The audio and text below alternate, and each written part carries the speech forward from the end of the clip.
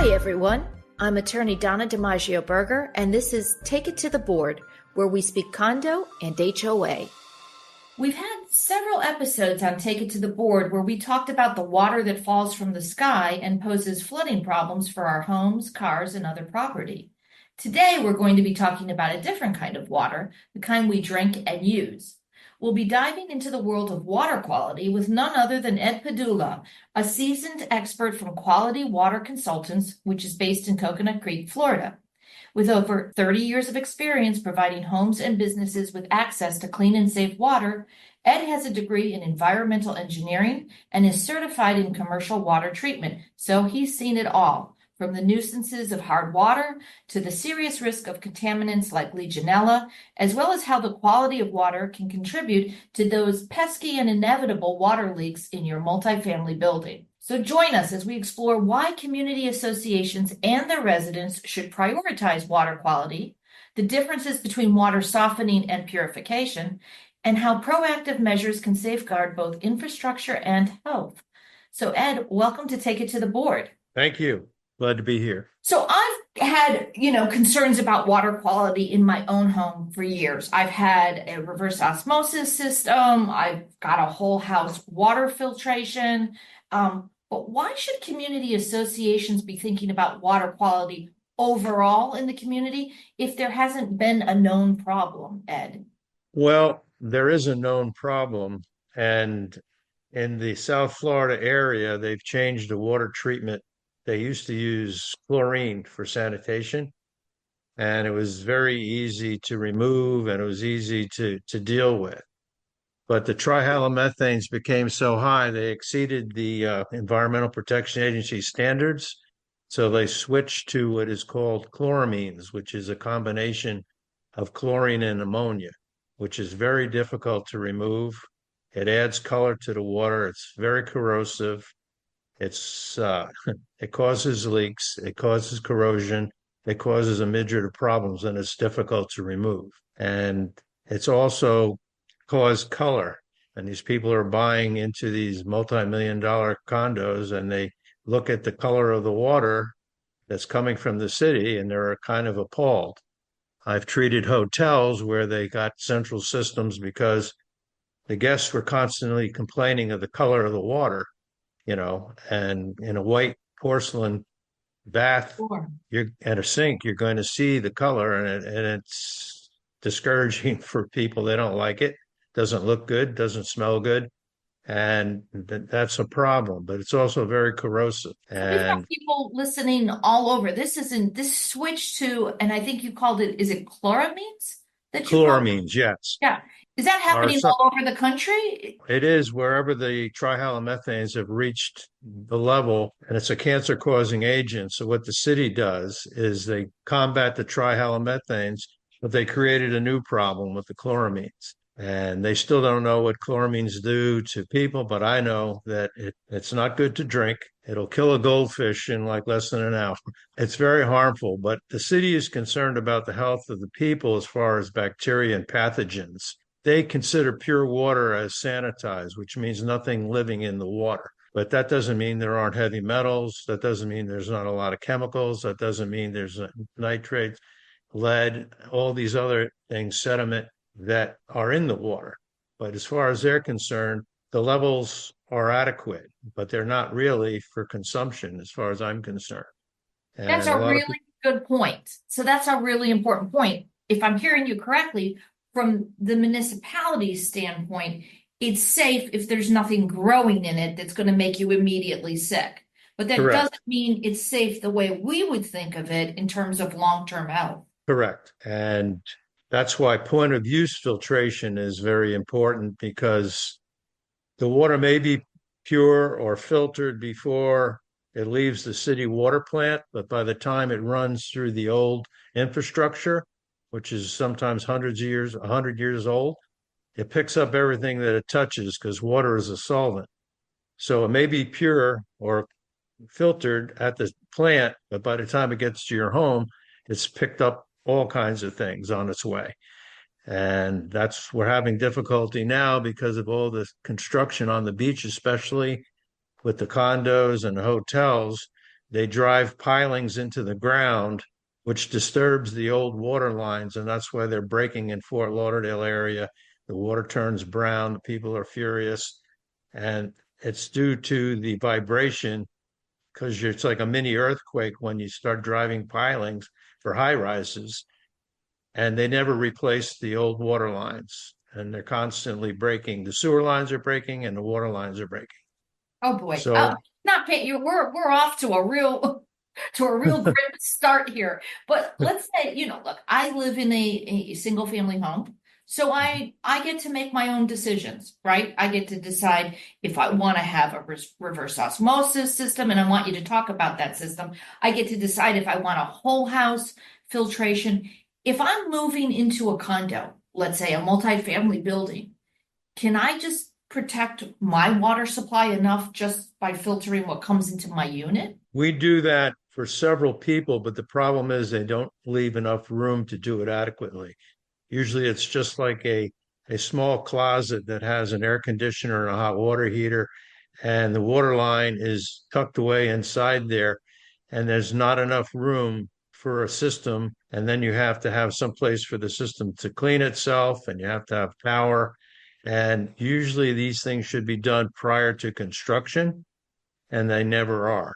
Same thing with the central system. It should be planned in the architectural drawing, the mechanical drawings, before they even start building, because it takes a lot of room and it takes a lot of thought before you go ahead and the people that try to do it after the fact, the plumbing and the reconstruction is a nightmare.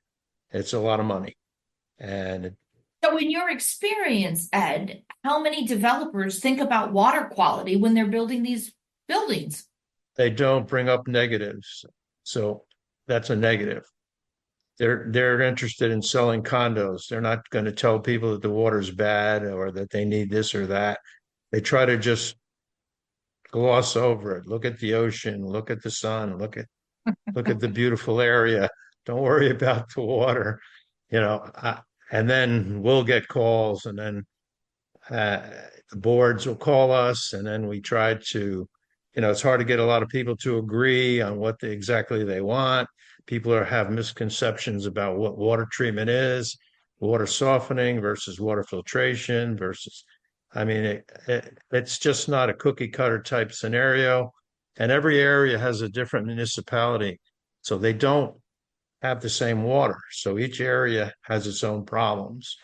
And this is kind of what frustrates me about marketing, because they market it like this will work everywhere and you don't have to do anything to it. And it just drives me crazy because it's not true. There's not one thing that can take care of all the different water that's available all over the United States, not even in the same counties. I mean, there's all different water.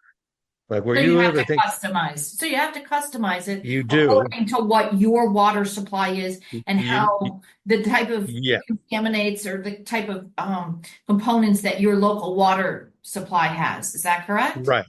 Yes, and the city will provide you with a detailed analysis of what's in the water. And I always recommend to people, don't trust someone to test your water. The city will provide you with a very detailed piece of paper that tells you exactly what's in the water and the levels. And then you can pick and choose what it is you don't like about that report.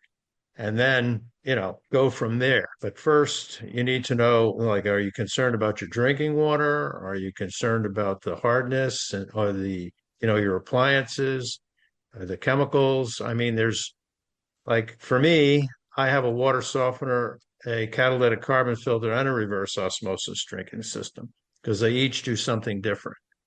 Yeah. And I don't want chloramines in my water. My wife and I prefer soft water. It protects our hot water plumbing and our hot water heater and keeps things nice and clean.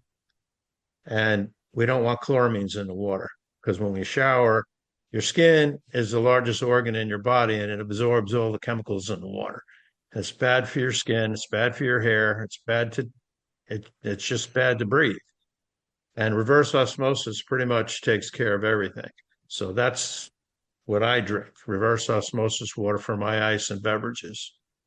And then I filter the rest of the house with water softener and a catalytic carbon filter.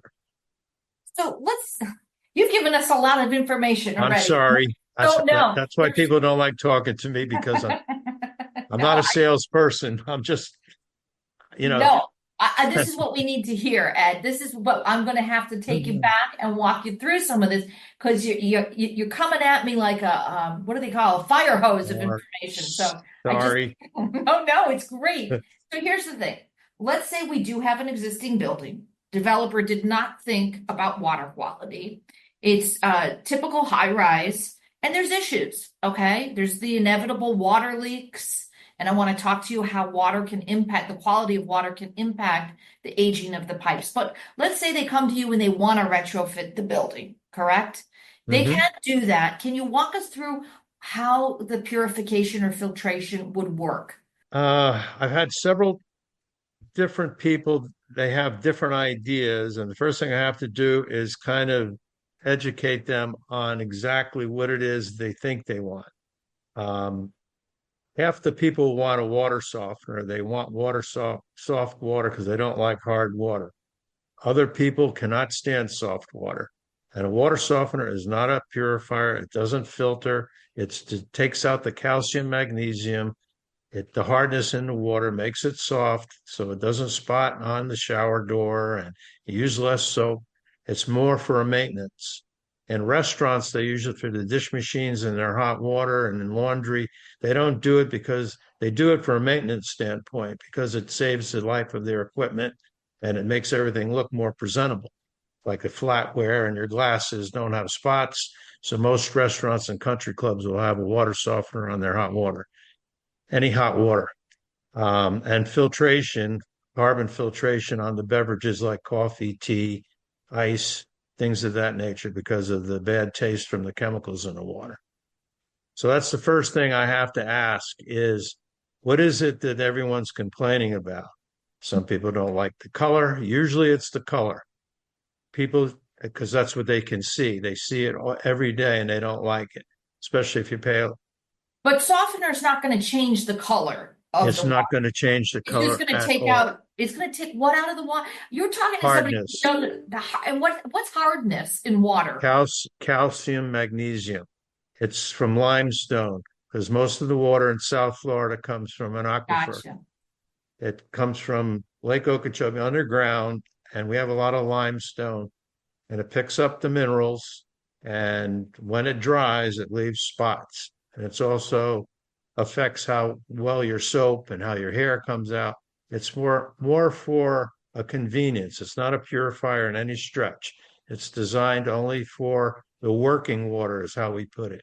The water that you work with. It makes it more easier to use. But it's not that it was never designed for drinking.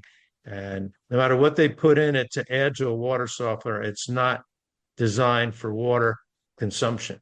That's not what its purpose is. It's not that's not what it's for. Is hard water harder on the pipes, Ed? Yeah, yes, it scales, especially hot water, because the heat interacts with the calcium magnesium and forms scale. So over a period of years, it'll actually constrict the flow of water through the hot water plumbing. So you can't even get a pencil through it. The scale in hot water heater, which causes more energy to heat the water, and it destroys the pipes. I mean, and you get low flow rates, and you get half the life of a hot water heater, especially these Insta hot heaters that are being sold now.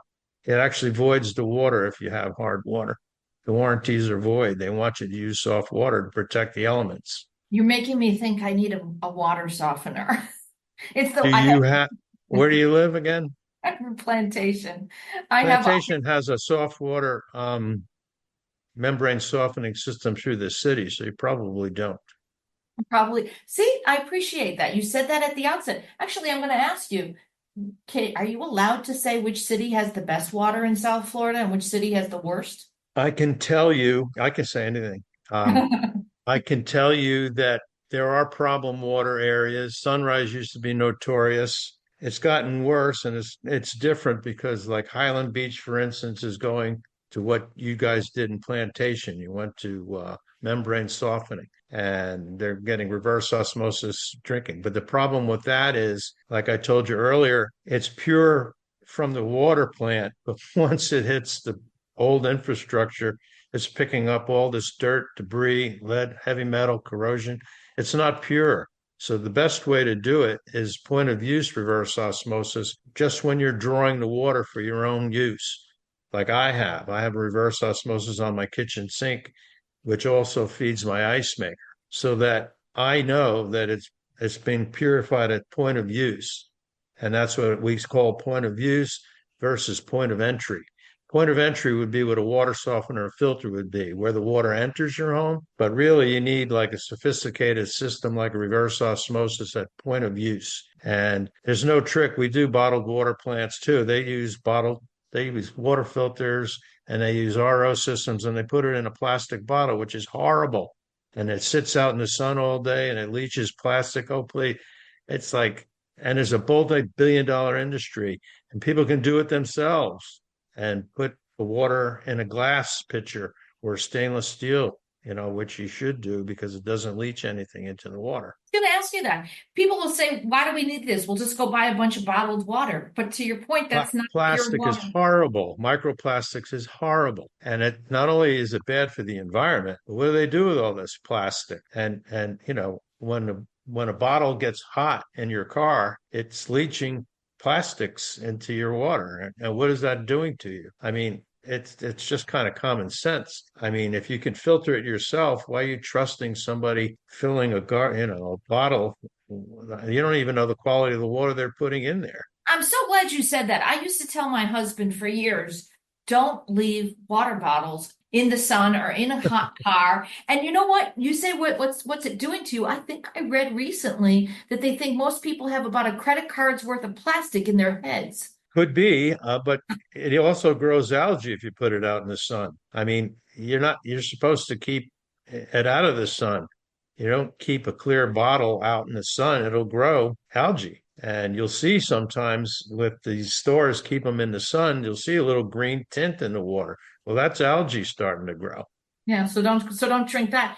Let me ask you, in terms of space, to purify a whole building, let's say a 7-story high rise, how much space would they need for that filtration system? They'd need a 12 by 12 slab, 12 foot by 12 foot slab. Okay. And then there's the booster pump, and then there's the main water line. And really, it needs to be done before they start building because it does take quite a bit of room, and it needs to be serviced. I mean, some of these places you can't get in to service them because they're tucked away in a basement or something. And you have to think about all those things. And there's no such thing as a filter that doesn't need a service. It should be serviced annually. I don't care what anybody says. I hear these things all the time. People tell me it lasts forever. I go, well, get that guy to whatever, because did he test the water, or where is this person that told you that? I was going to ask you about service because the most basic, in my mind, method is you're trapping things in a filter. Is that correct? That is correct. If you don't remove the filter, then isn't it making the water worse? It'll restrict the pressure, but as far as carbon is an absorption media, which takes out the chemicals. Eventually, it cannot do that any longer. It's a disposable media. It's not something that lasts forever. So you're basically not getting filtered water at a period of time. And if you don't have it tested or serviced, then you don't, people normally know when the taste comes back. Because once you're used to drinking good water, you can taste chlorine immediately or chloramines immediately. And it's just kind of easy. But I always tell people, don't do business with anyone who doesn't provide service. And don't do business with anyone that tells you that you never need service. That's good advice. In terms of warning signs that you're dealing with. That is a warning sign. If someone tells you, don't worry, this does everything and don't worry. As soon as they say don't worry, you should run. Start worrying. In terms of, kind of the red flags when it comes to your water quality, you're right. You can look at your water bill. I'd look at that and see what the rating is for our city water. But if somebody doesn't know to do that, You've already mentioned the way it smells, the way it looks, the way Yeah, it you could take a white styrofoam cup. This is what I tell people. And a white styrofoam cup, if you draw water, you'll actually see the color of the water against the white background. And if you take like a standard pool chlorine test kit and just add a drop, if it turns yellow, you know you got a lot of chlorine in the water, chloramines in the water. And usually there's more chlorine and ammonia in the water than in swimming pools. So glad you mentioned swimming pools. That's a perfect segue because we've been talking about the water in the building. What about the water in the common areas, the pools, the fountains? Does all of this need to be filtered too? Pool water is ultra sanitized because they have salt water chlorination, they have chlorine in the water, so nothing's growing and it's being filtered, the sediment's being filtered. And you're not supposed to drink pool water. So from that standpoint, I mean, a lot of people have skin irritations from chlorine, and it's not really good for your skin or your hair. I'm sure after you go swimming in a pool, you notice that your hair is a little funky and your skin feels a little itchy. Well, that's the chemical chlorine drying on your skin and it clogging up your pores. So you should rinse off quickly after you come out of a pool and just get it off of your body. So healthy to swim, but if you mentioned earlier, your skin's your largest organ. So Largest organ, it's absorbing all of that, and chlorine is a known cancer-causing agent. I mean, over time, depending on the levels, but the THMs were definitely, and that mixes with organics, and that's why they're adding ammonia to the water. But I don't know about you, but in science, they told us never to mix ammonia and chlorine together because it kind of creates a bad problem. But that's what they're doing.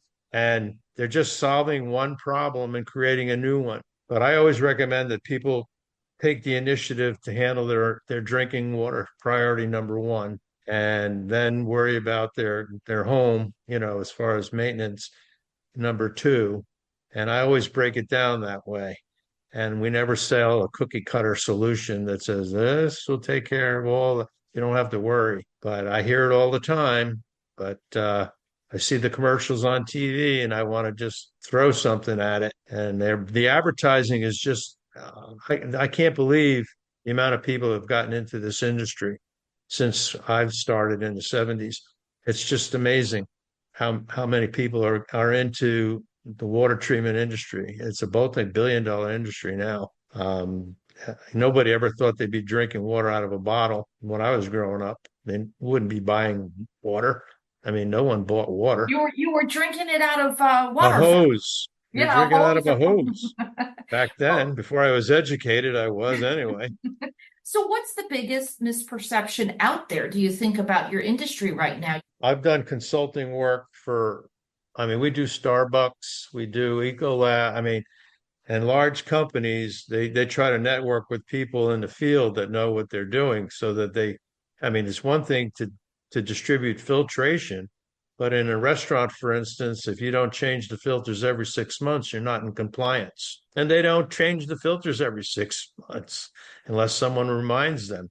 So with my customers, we remind them every 6 months, and we have a program where we take care of it every 6 months, because if you have a bunch of filters and they're in the attic or some storage room somewhere, and no one's going around putting the filters in and just selling them, it doesn't make any sense. Service is more important, and keeping up with the maintenance is more important.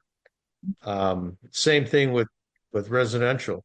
The more people get involved, the more they're educated, the more they'll understand that, you just need to change your filters once a year. You can't just, especially if you're a part-time resident, if you leave your home for 3 months, you can't just leave something stagnant and not use it.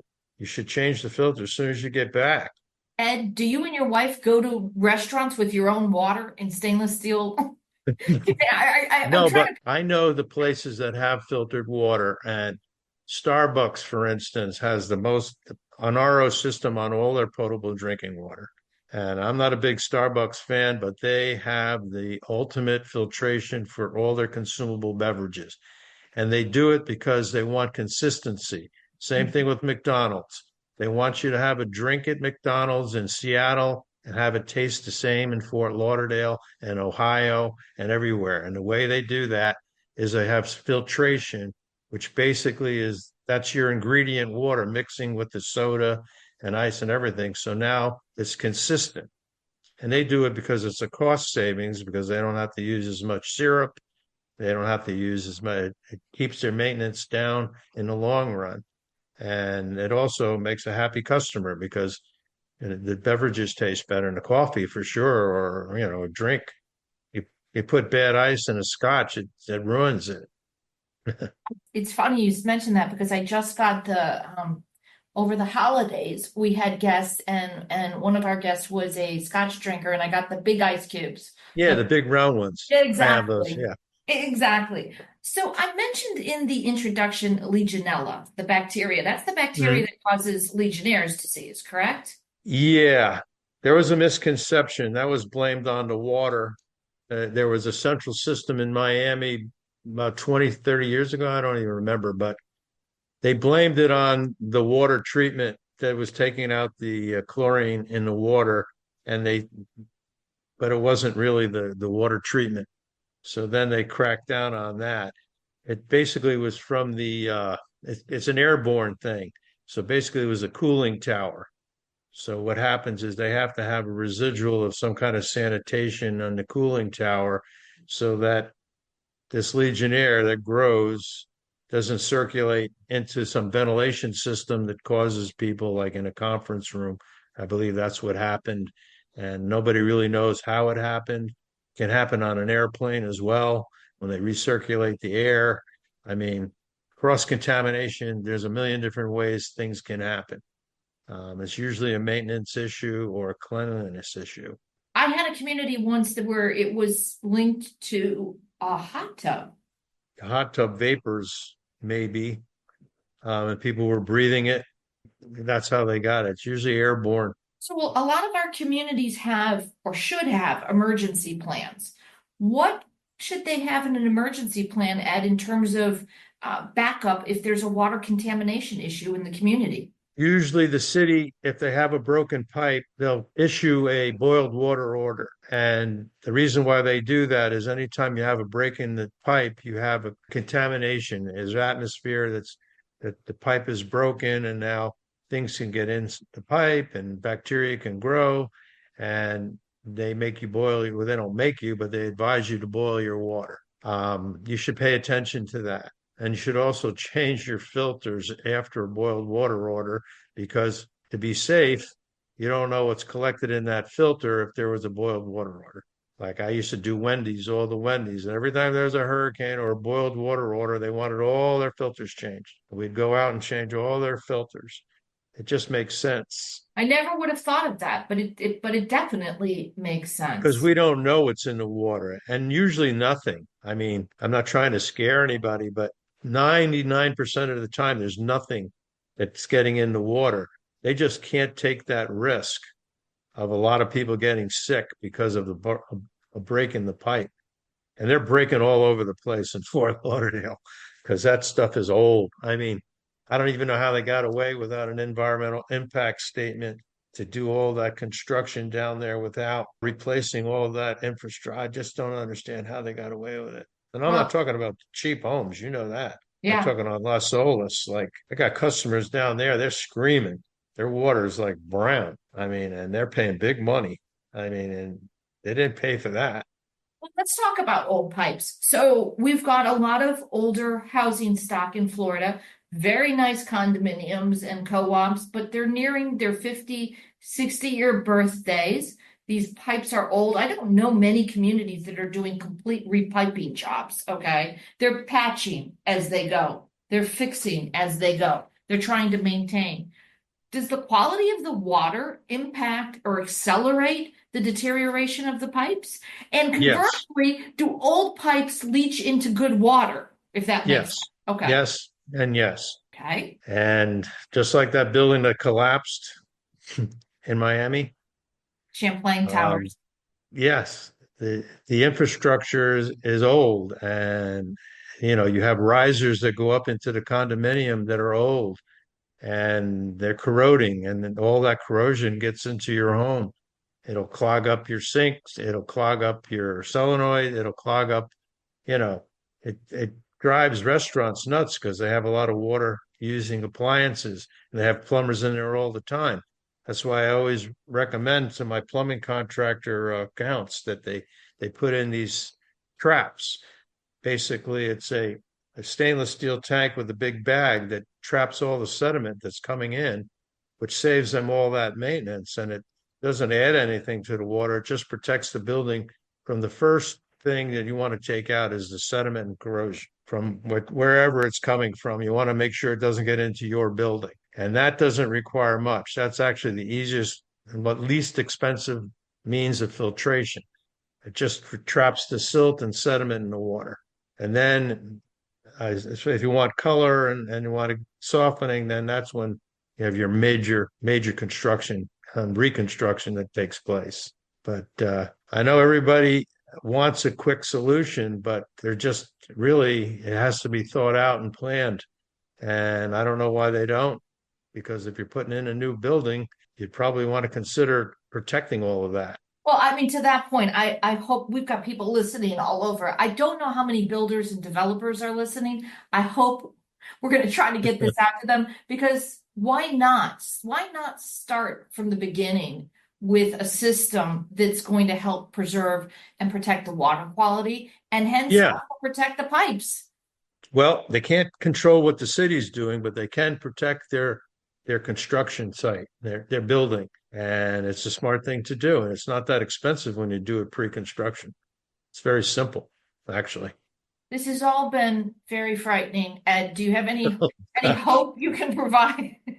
As you know, I mean, I've been here since the 70s and the building and the construction has just gone completely berserk. So I don't have any answers because the infrastructure is not being replaced. And by the time it does, it's going to completely make traffic problems. I mean, you got to tear up the streets. I mean, the city doesn't want to spend the money. You're talking about a lot of inconvenience in the tourist industry. You don't want to be tearing up A1A during the season when people are all at the beach, but that's what has to happen. Are there any trends on the horizon in terms of water filtration or purification? There are trends, but unfortunately, they're not good ones. There's just a lot of marketing and a lot of people that are in the business that shouldn't be, because now the internet is kind of a double-edged sword. People get information, but the people that are providing the information are usually providing the products that they're buying. And I don't know what the answers are. I just know that always stick to a company that provides service and has been around a while, because these companies come into town and I service a lot of their customers. They come and they go and they mass market. They got hundreds and hundreds of customers. And then in fact, the company, like I do business for General Ionics.